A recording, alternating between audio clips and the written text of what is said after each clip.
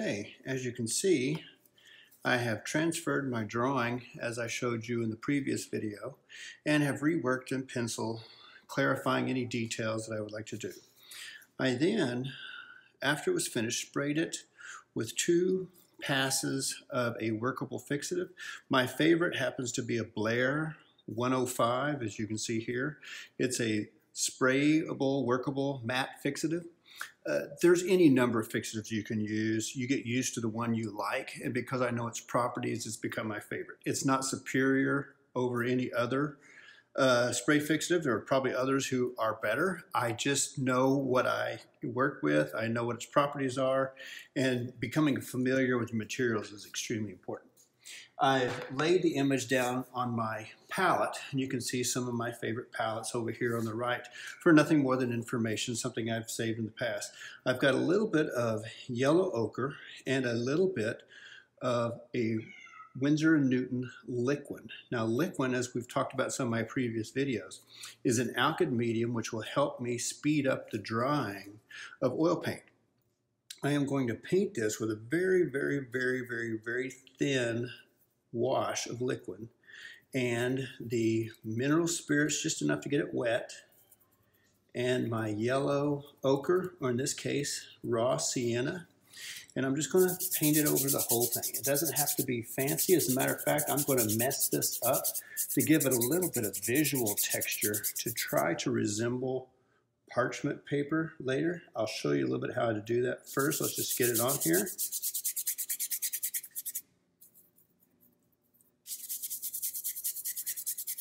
As you can see, I'm also, when we talked about the transferring, onto one of my favorite painting panels. It's a Raymar painting panel. This one is a very, very fine linen texture, just enough tooth. The fine linen texture allows me for a great deal of detail. The painting image itself is just a 16 by 20. So, and the human head will be about the size of a fist, as you can see here. I really think that I can paint the human head with all the detail that I prefer, at least that size of a human head. Anything smaller, and it's more about posture, gesture, and less about the emotional impact of the face. It's really tough to get that many details in something very, very, very small. Anything bigger, and I can paint really well. When I'm doing my portrait commissions, I do that. But I try not to paint anything over life size. We're so attracted to detail. Anything over life size makes me want to put in too much detail. This size, I can paint and concentrate on getting all the facial structure without having to worry too much about the details. I can accentuate the structure with brush strokes, with glazes.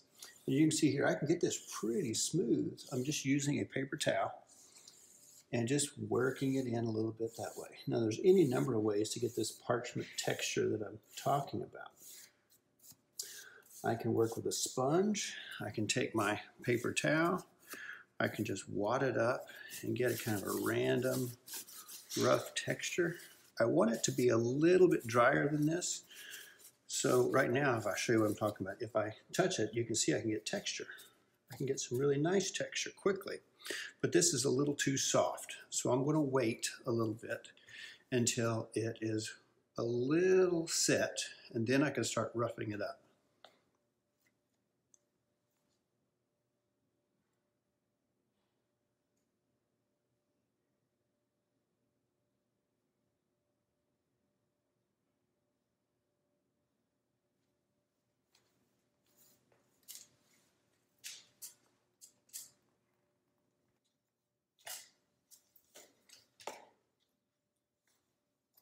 Now I've given the painting about 5 minutes just to set up a little bit. You can see I've quickly brushed over some more.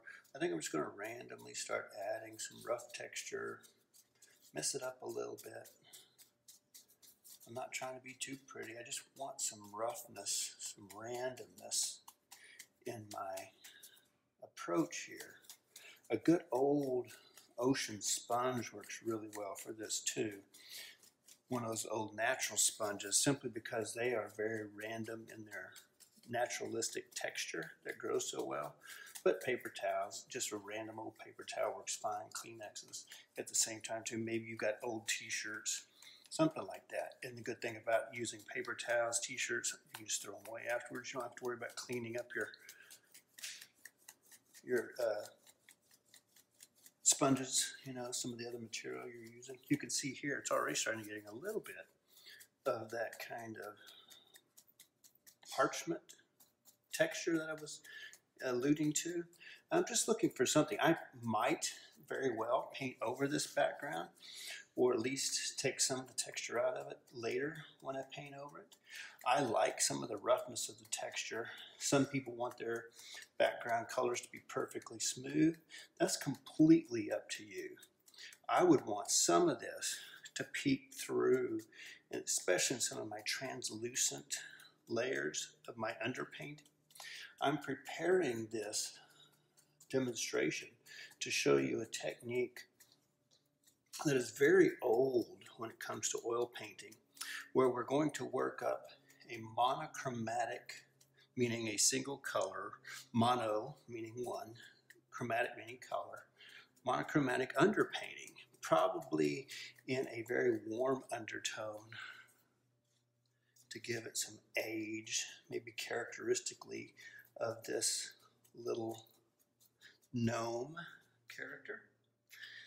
I'm doing warm because I may very well paint blue over this whole thing to bring it down in temperature later and have some of this texture showing through in my thin layer of blue. As you can see, we've got a nice little random texture working here already. That's looking pretty good. Now I can let this dry and paint on top of it once it's completely dry. And it should be dry enough to paint on by tomorrow overnight. The liquid really helps speed up the drying of the oil paint. One of the things I've got here is just one of my old China house painting brushes I've used for backgrounds, I've used for gesso, I've used for all sorts of different uses. I rarely throw anything away. I'm dipping it just a little bit into the mineral spirits, and using another brush, I want to show you a flicking technique. I can quickly flick and you'll see little happy accidents of the mineral spirits working against the oil paint, causing it to dissolve in different places. And if I do this just randomly ever so often, just step back and wait for it to take effect. If I like these, I'll let them stay. If I don't like them, I'll just pat them back away. So it's just one more way to add a little textural interest to background surfaces, especially when you're painting with oil paint. If you're doing this with watercolor, some of you who are watercolorists might sprinkle salt to get some of those textural effects in your background too. Getting some nice random holidays here as we're seeing. Hopefully you can see that close up. I don't think I need many more. Maybe just a little over in this corner here. We'll see there, kind of sprinkling up a little bit. Yeah, that's not bad at all. And just let that do its thing. And other than that, let me see if I can zoom in on this effect a little bit for you, just so you can see what I'm talking about.